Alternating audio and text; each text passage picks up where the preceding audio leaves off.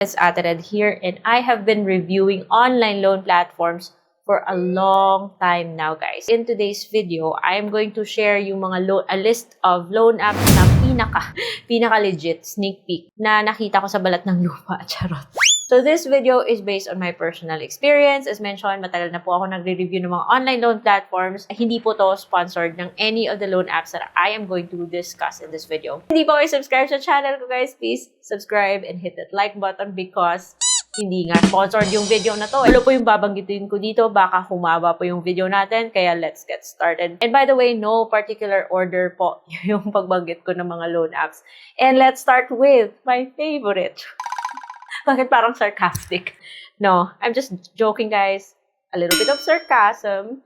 And that is OneHand. So, kahit na hindi na ako ma-approve kay OneHand because of yung past namin, I'm going to be fair and I'm going to say na legit po si OneHand. It's an online loan platform na download via Google Play Store or iOS. Pwede na siyang magpahiram ng up to 50,000 pesos and payable in terms na rin. So, hindi po siya 7 days, which is a good thing. So, pwedeng 30 days or pwedeng 3 months. At kung super alagang-alaga mo talaga yung account mo kay OneHand, can avail ng 4 months term nila. So, medyo mataas-taas yung interest pero pasok pa rin sa cap ni BSP. Kung tumatagal yung term, bumababa din yung interest. And the best thing about OneHand is that buo mo siyang matatanggap. Also, yung kagandahan nito kay OneHand kasi siya lang yata yung may customer service na available 7 days a week. At pag tumawag ka and try ko na to, isang ring lang, may tao talagang sasagot. Kung hindi kayo bad record kay OneHand, kayo naghahanap ng online loan platform na maaasahan, registered sa SEC,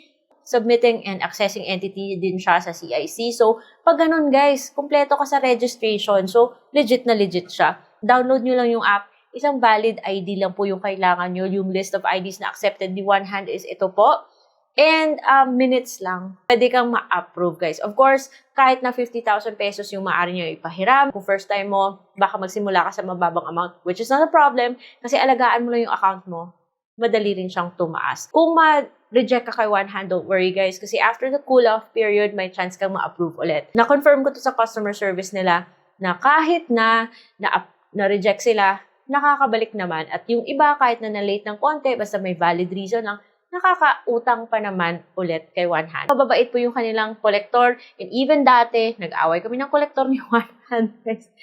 Makulit siya, pero never ako naka-experience ng harassment. It's, guys, safe to say, based on my experience at sa na-observe ko lang, it looks like OneHand yung pinaka-improved na online loan platform na-encounter ko. Okay, bago ako umiyak dito, guys, let's proceed with loan app number 2 or loan platform number 2, and that is Home Credit. I'm sure familiar kayo kay Home Credit, guys, because dati product loans lang siya at kailangan mo pang pumunta ng mall mag-apply with the help of a Home Credit agent. So, yung mga meron ng account kay Home Credit, as you can see, meron na pong app ngayon na pwedeng ma-download from Google Play Store or sa iOS. Syempre, legit din si Home Credit, kaya andito pa rin siya, guys. But the improvements that I've seen are so far advantageous na rin sa kanyang mga users, sa kanyang credit assessment sa kada individual user. Pwede kanyang i-offera ng kwarta, which works just like G-Credit. Or pwede rin siyang mag-offer sa'yo ng cash loan. And not just one, pwedeng dalawa, but it depends on the individual credit assessment. Yung cash loan niya, acceptable na rin yung interest kasi it's less than 10%, at ngayon napaka-flexible na niya. Dati kasi pag nagka-cash loan ka, kailangan may tumawag, you still have to work with an online agent or another agent sa isang physical location. Pero ngayon, online na lahat. So, i-update mo lang yung app, ikaw yung pipili ng loan amount, depende sa kanyang i-offer sa'yo. And then, yung terms, siyempre, isusupply mo kung anong information yung kailangan sa'yo. Pag na-approve ka, papadala na sa'yo yung loan documents mo, mag-a-agree ka doon, mag-OTP ka, and you get your loan in less than 5 minutes now. Hindi po buo yung loan kasi kakaltas po siya ng processing fee na 500 pesos. Regardless of the amount, 500 lang po talaga yung kanyang processing fee.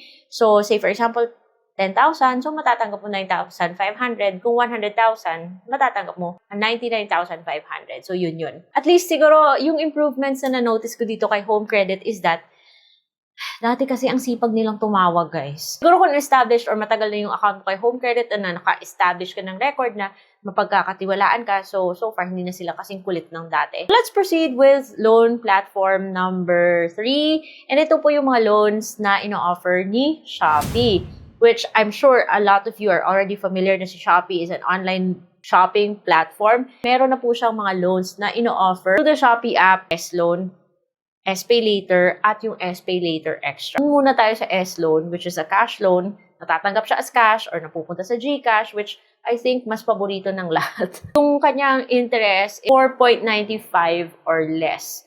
Now, pag nagka-cash loan ka, meron siyang 1% na admin fee, which is fine kasi maliit lang naman. Pwede siyang payable up to 12 months. So, depende yan.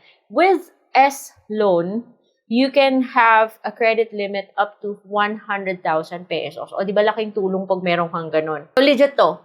And medyo strict to ha. That is why, wag kang pa-miss ng due date. So, hindi po siya makulit. Magte-text lang siya. Sometimes hindi. Kaya bantayan nyo na lang yung app nyo or i-add nyo na lang sa calendar nyo. Or bantayan nyo na lang yung schedule. Total, makikita nyo naman yan sa Shopee. Otherwise, baka ma-freeze yung S-Loan mo, pati na yung two other loans na ino-offer through the Shopee app. Wala kang S-Loan, baka meron kang S-Pay Later. Again, itong S-Pay Later, you can also get loans up to 100,000, I think.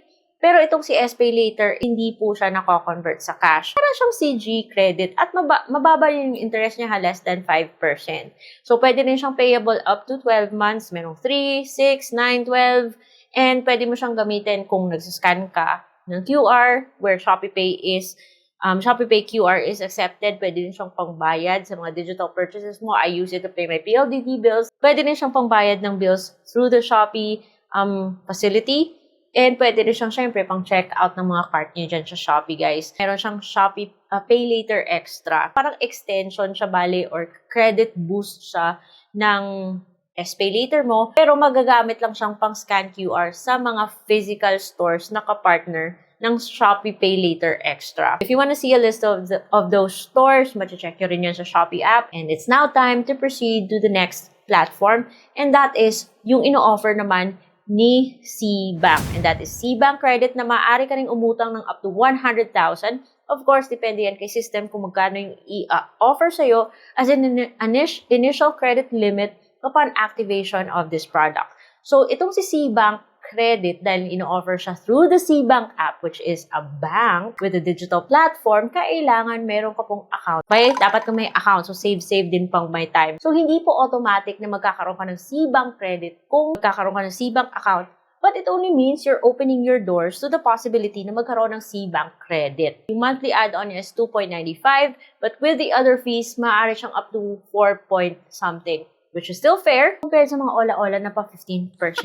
No? Pwede siyang payable up to 12 months. Usually, C-Bank will notify you via email or text kung pwede mo nang i-activate or kung may offer ka na. So, let's proceed to the next platform, and that is the loans na ino-offer through GCash. Ito naman ay si GGives, si GLoan, at si GCredit. So, itong si GCash, meron po siyang, di ba, G-score, G-score na drama. Yung G-score mo kasi, yun yung first niyang basihan kung magkano yung magiging credit limit mo sa mga pautang products na to or kung magkakaroon ka ng offer at all. Which means, dapat gamitin mo yung GCash mo very often and dapat verified po siya. Which means, nag-submit ka ng valid ID, updated po yung information nyo, and nasa 21 years old and above ka dapat para magkaroon ka ng offer. Itong si GLoan, ito po yung I think gusto ng lahat dahil ito po'y cash loan na pwedeng up to 125,000. But of course, depende po yan kay GCash kung magkakaroon ka ng offer.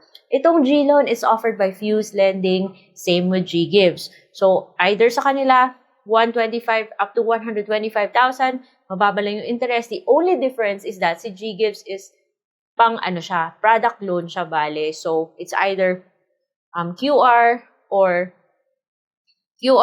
online purchases. Although it's not designed to be converted to cash, pero galing kasi ng Pinoy nakakahanap ng method.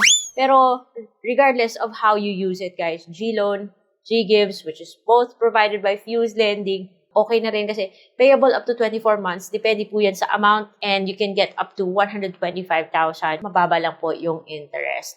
And of course, kung either of the two meron sa'yo, baka meron kang G-Credit, guys, which is yung pinaka-classic, yung pinaka-first sigurong utang product na available through the GCash app. Para siyang credit card without a physical card, pang scan QR or pang online purchase din siya.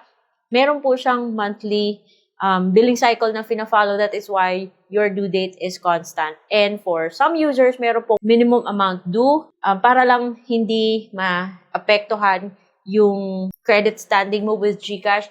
But it is always advisable because hindi po hulugan si G-Credit. It is advisable na you pay your G-Credit dues in full and on time. So, please be wise in using your G-Credit. Now, let's proceed to the next one, which is yung mga loan platforms naman na ino-offer through the Maya app. Maya is now a digital bank. It started as a wallet, an e-wallet. Nag-o-offer po siya ng Maya. Okay na rin yung kanyang service charge and documentary stamp fee. However, depende po kasi siya sa individual credit assessment niya kung magkano yung service fee na i-assign niya sa'yo. Sa akin, 7.49. For some, mas mababa. Yung iba naman is 9%. So, meron din siyang billing cycle na pina-follow. That is why your due date is constant. Unlike G-Credit, wala po tong minimum amount due. Okay na rin si Maya, guys, kahit na 7.49. At least it's better than other online loan platforms. And Maya is legit being a digital bank. Na kung cash loan naman yung hinahanap mo, na monthly yung pagbabayad, monthly installments, at mababa yung interest, hopefully, meron kang Maya personal loan. It is a loan that you can get up to 250,000 pesos, pero depende yan sa evaluation ni system, and you can pay it in terms up to 24 months. Mababa lang po yung interest, but, syempre, depende po kay Maya kung i-approve kanya o hindi, and dapat meron kang magandang credit history para ma-approve ka sa Maya personal loan. And ngayon, with partnerships sa lenders, Maya also offers credit cards na at the time of filming this video, mga nasa 80K na yung na-issue niyang credit card at hindi ako kabilang doon. Okay lang. 3% na rin yung interest niya, cashback features, stuff like that. Anyways, because wala akong ganon, let's proceed to the next loan platform, and that is Salmon Finance. Itong si Salmon Finance, para rin siyang si Home Credit, pero mas bago siyang lumabas. Meron siyang product loans, meron din siyang personal loans, but yung sa akin is yung kanilang Salmon Credit that I was able to activate and avail kasi dinownload ko po yung app. So, itong si Salmon Finance, pwede siyang i-download via pwede Google Play, pwede ring iOS, and yung mga valid IDs na hinahanap niya are the following. Ayan. And kung okay kay Salmon yung record mo, then ma-approve ka in 2 minutes or less. Yung lahat ng process is online. Unless na lang kinukuha mo is a product loan, hindi mo kailangan yung help na agent. Now, itong si Salmon Credit, meron po siyang interest na 9%. So, kung ika-cash advance mo yung gagamit, meron siyang 99 pesos na service charge. At dun siya mababawa sa credit limit mo that's remaining at the time na nag-process ka ng cash advance. Kasi yung kinash advance mo, buo mo rin matatanggap. So, plan your transactions wisely or carefully kung gumagamit ng Salmon Credit. And finally, guys, yung loan app na para sa akin yung pinaka-the best, pinaka-legit, ito yung loan app na ang laki talagang natulong sa akin nung simula na nagkaroon ako ng ganito. Nag-improve siya, and that is none other than Bilis. So, itong si Bilis or Bilis. So, wala talaga akong reklamo dito kay Bilis at it's super flexible, guys. It offers loans up to 50,000 pesos. Cash loan, e-wallet top-up, product purchases sa mga online merchants niyang kapartner, and payable siya up to 12 months na installment. Yung interest niya is mababa, less than 10%. But typically, it's 4 or 6% effective interest rate. Just check your loan agreement and your promissory note to be exact. Kasi hindi ko na yan i-mention dito. Ang dami na yung mga promos na ino-offer. Kasama na yan si Credit Boost where you can get like an extension or a boost of your credit limit as long as you're using it with mga kapartner niyang merchants. Yung pinaka-paborito ko dito kay Belize, guys, is yung cash loan. Tanggap mo kaagad in less than 5 minutes. Kung saan magkaroon ka man ng problema, kaagad naman siya nare-resolve within the app. Just give it time. But so far, wala akong naging problema kay Belize, guys. Laking tulong niya, yung pinakagamit na gamit kong feature niya is yung cash loan. Nakapag-credit boost din ako. You can check that video. And sa mga wala pang cash loan, pwede kang mag-e-wallet top-up, which ngayon, buo na ring matatanggap. Kasi dati meron po siyang processing fee. So, I'm going to discuss the difference between the e-wallet top-up and the cash loan feature ni Belize in a separate video. That's the last platform dito sa list ko, guys. Please take note that the loan apps na, or loan platforms, loan products na na-mention ko dito are all registered. They are submitting entities sa CIC, which means na kung good payer ka sa mga online loan platforms na to, it can help boost your credit history. Para sa akin, kapag both nasa iOS at nasa Google Play Store, okay na okay sila, guys. So, yung interest, mababa, less than 10%. I think that's fair, especially for those na walang access sa credit card at hindi pa pwede sa bangko. But then again, guys, dahil utang po is a responsibility, hindi po siya pa-games lang, or hindi po siya free money, we should be responsible borrowers. So, pasok pa to sa budget yung monthly payments because we don't want to hurt our credit history. Otherwise, tayo rin yung suffer in the future. If you want to see individual videos for these loan apps, please check the link in the description box kasi andun po na-discuss sa individual videos na yon yung mga in-depth things na alam ko about these loan apps. And that is all for today, guys. Pagod na ako magsalita. And I hope to see you on my next vlog. Bye!